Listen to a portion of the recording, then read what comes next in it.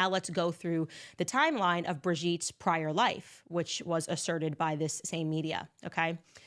They tell us that in 1953, on April 13th, 1953, ironically the same date that the MK Ultra program came into existence, Brigitte Trogneau, maiden name Trogneau, was born in Amiens.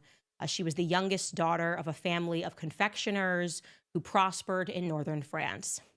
Then they tell us that after a strict Catholic education with the Sacred Heart Sisters in 1974, when she was 21 years old, she married a man named Andre Louis Ozier, becoming then Brigitte Ozier, married to a bank executive. Following in her husband's footsteps, Brigitte Ozier began a career as a press officer at the Chamber of Commerce in Lille. And then they went on to have 3 children. One, firstborn, Sebastian, in 1975, a son.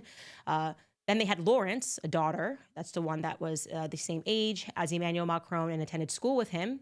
They had her allegedly in 1977. And then came Tifon. Tifon, you will come to recognize, is really the only one of the children that speaks out and defends Brigitte Macron, which is quite interesting. They had her allegedly in 1984.